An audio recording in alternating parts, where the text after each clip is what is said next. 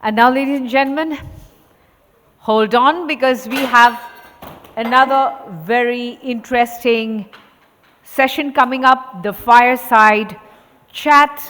And this is again going to be interesting for all of you, because we have two wonderful industry leaders. They're going to take us through their journey, and they're also going to share with us a lot of what they think about their work and also some of the solutions that they are going to come up with. We are just taking a minute to do the setup, so please bear with us. We have a long day ahead, so gear up, because we are going to present to you some wonderful, wonderful people of the industry who are going to come up with very interesting nuances that you can take home. Ladies and gentlemen, please put your hands together for this fireside chat as I request Mr. Sanjay Hiranandani, MD of .One Solutions, to kindly come forward and take a seat.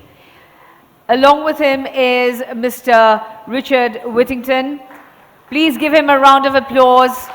He is the Global Head Media, Sports and Telecommunications, SAP.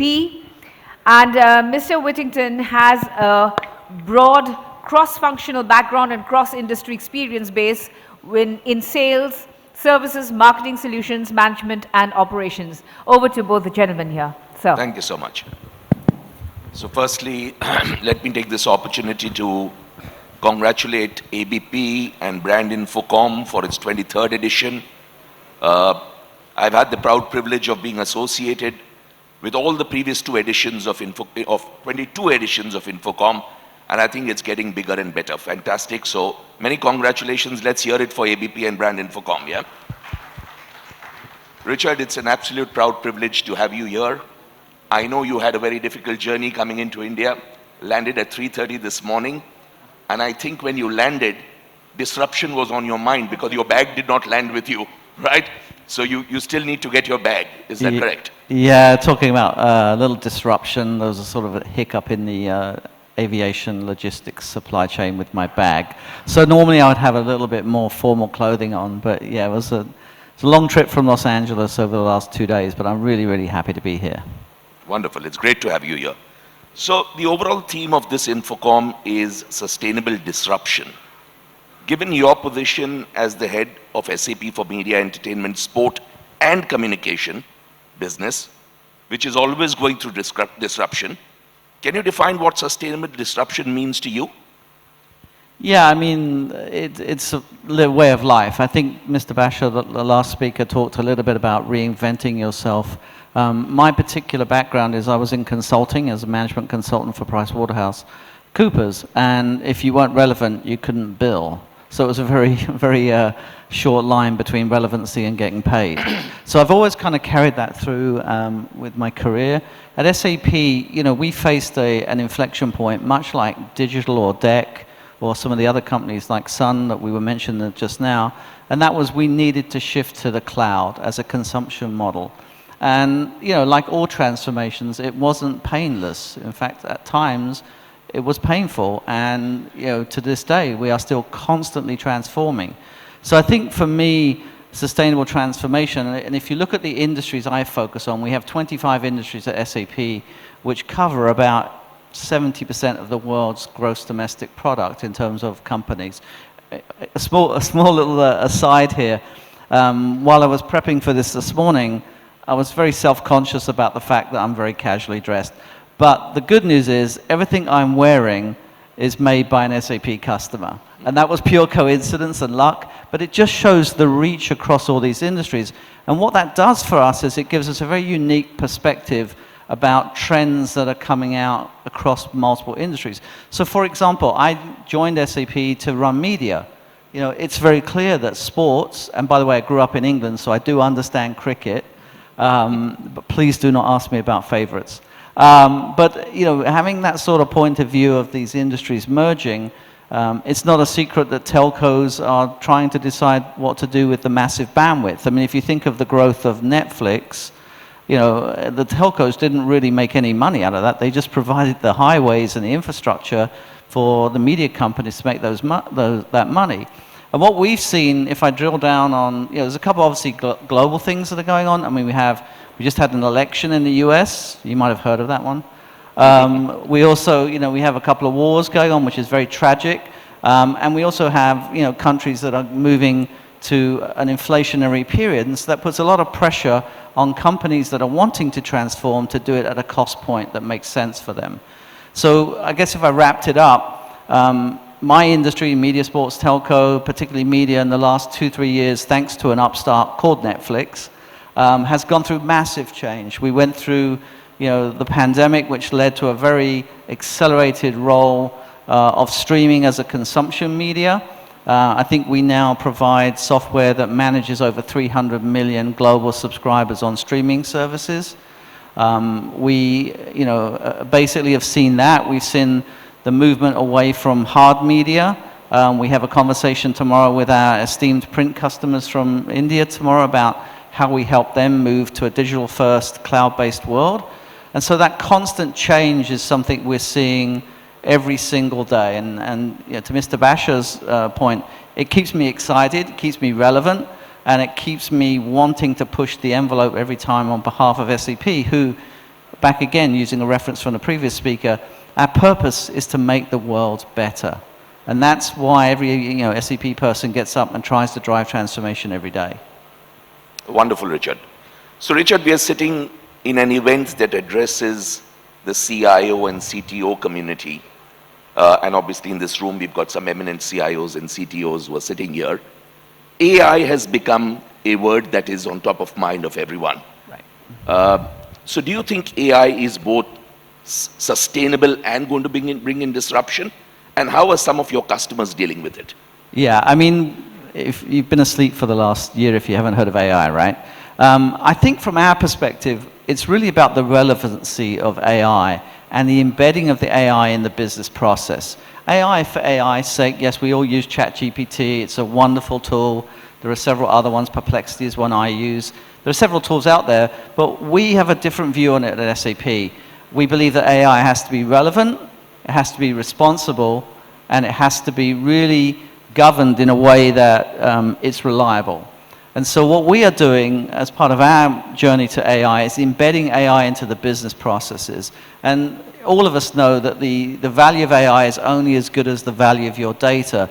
And we believe, because of our position across these industries, because of our position inside a lot of these companies' financial and supply chains and HR processes, that if we can embed that AI into the process, we will make it easier for people to do work. And I think that's the fundamental business value, if you like, of work. Now, one thing we've done, which is interesting as a best practice, I believe, is we have set up an ethics committee at SAP. And so no piece of AI that is anything other than vanilla will go to market unless it's been approved by the ethics committee. We value the power of AI, but we are respectful of the social responsibility to manage AI in a way that helps people rather than threatens them. And so that's a very important part. If I take a couple of examples, which is finance related, we've embedded AI with a product called Joule, which helps you use natural language questions. For example, what sales did I do in that region last week? Comes up, rather than trying to write a complex query, comes up as a natural language response. And we've gone to a world where we don't want to own large language models, but we own the data inside the companies that run their businesses. And there's a responsibility that goes with that too, in terms of the degree to which you expose that to the outside AI world. An interesting one we're doing, to use the sports analogy, is we're working with Bayern Munich. There's a tremendous amount of talent finding, development, coaching, and assessment that goes on in professional sports. I use football, aka soccer if you're in the US, as the example. We are working with the coaches there. When they use their iPad to record a lot of data about players, we are making AI-based recommendations on where that player would best fit into the team. And so we're sort of taking something that was done, but it was done very slowly, manually, and using the power of AI within the business process, in other words, in terms of talent development, to move that process along. So that's one example. Another example that we're doing that's embedded into the HR process is we're helping match the right candidate to the right job a lot easier. We're helping recruiters write better job descriptions. We're helping applicants write better responses to those job applications by embedding the AI into the HR business process. And lastly, you could think about smart procurement, you could think about more predictive supply chain management using these AI tools. So we're just on the cusp of it. Quick couple of data points. If you were at Sapphire, our conference in Orlando in May, we had about 50 AI use cases in the product. Today that's 100. So you can see this pace of development is phenomenal. But with that comes the responsibility I talked about. I think the Bayern Munich example that you talked about is fascinating. Yeah. One could never imagine that it would get there that fast. Continuing on the topic of AI, AI has several societal challenges and opportunities.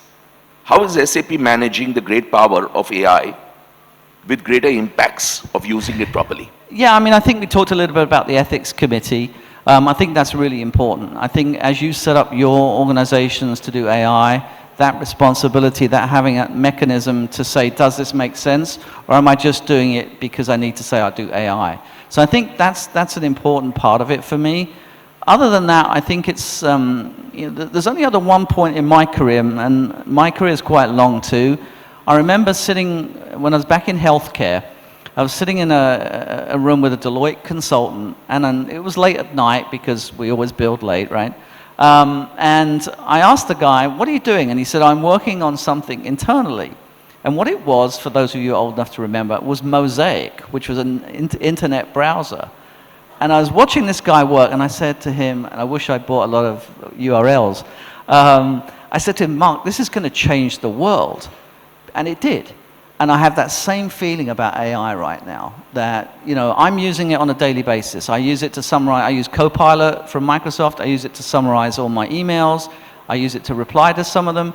I've used a tool called Synthesia to create training videos with avatars, and just watching their product develop in the last year has been phenomenal. So it's becoming more and more lifelike that people in training situations can use avatars to scale, because it's also about scale. But I think that's probably the best answer I have to that question. Wonderful. In fact, that was going to be my next question. As a senior executive of SAP, how do you use AI in your daily work? So you've already answered that. Yeah, and also, look, the old guy has got to be the smart guy, right? So, and I mean that in a way that I don't want to ever feel that I'm irrelevant. And so I have to force myself, back to Mr. Basher earlier, force myself to learn this stuff. And it's fun, to be honest. I mean, I had a blast making the video. We had to do a presentation, a TED Talk, to our new boss. And I used an AI avatar inside, and people asking me, where did you get the head count for that person? And I knew at that point I was onto something that was going to win. Wonderful. So Richard, let's try and take this a little forward. How is SAP handling sustainable disruption, given your clean core strategy? Yeah, and to answer this question, let me rewind a little bit. I came to SAP for a year 15 years ago. So when I came, it was an ERP company that did finance, who did supply chain, we did a bit of HR, but it was very verticalized. It was, you had an IS finance application, you had an IS leasing application, IS media, and I know that's a painful spot for some of the people in the room, I understand. But it was very limiting.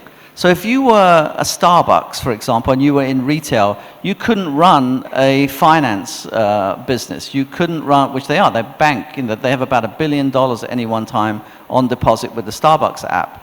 And so what we have done, as I talked about a little, the transformation we've done at SAP, is we've stepped back and we've said the fundamental aspect of this is what is known internally and externally as a clean core.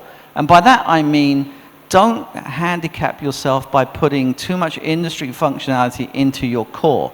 Because look, if I use an analogy of my iPhone or my iPad, you're constantly getting app updates, right?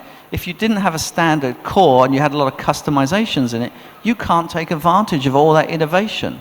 And so we're a cloud-first company, which means cloud qualities, which means constant innovation, and it means that ability to isolate yourself from the industry-specific things. Now, you say, but I have to run a business. And so the extensibility of that clean core through our platform called Business Technology Platform, BTP, allows you yourself, your developers, or your partners, or ecosystem partners. It allows you to extend that clean core to cope with the nuances of business processes in your specific industry.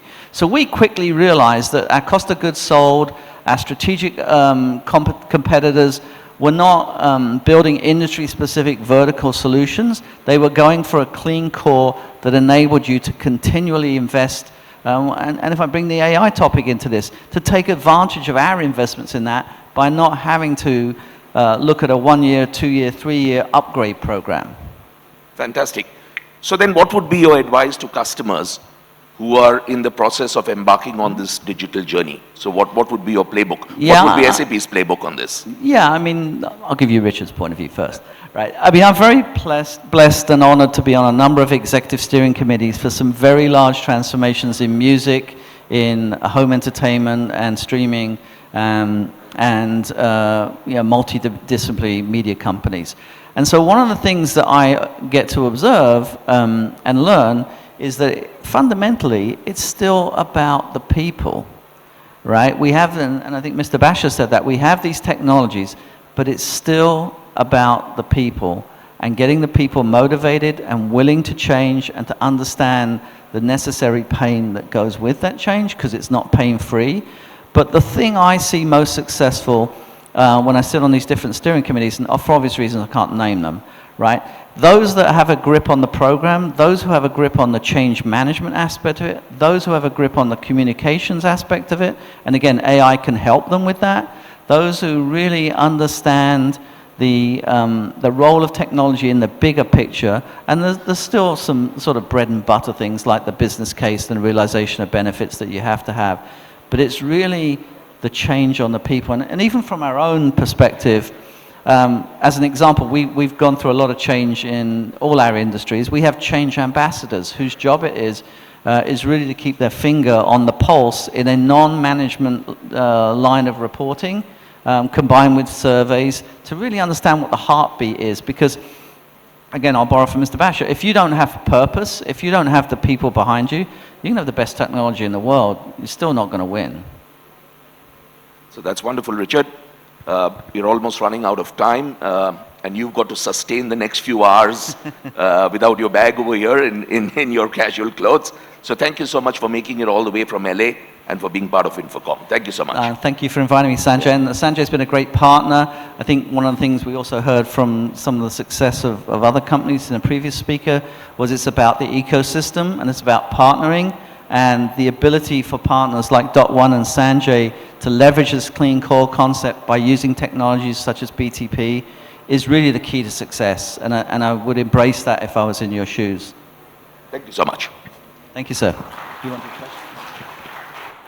Thank you very much, sir. May I request Mr. Dhruva Mukherjee, CEO of AVP Group, to kindly come forward to do the felicitations.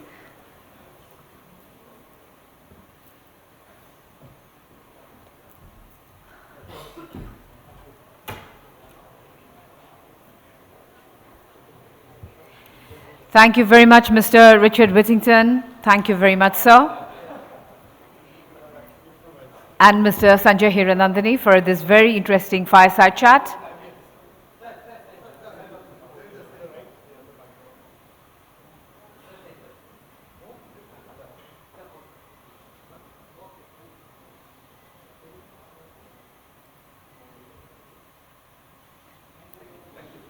Thank you very much, sir. We'd request the gentlemen here present here to kindly take their seats in the hall. We will be starting with the technology keynote. Please give us a minute to do the setup and we are good to go.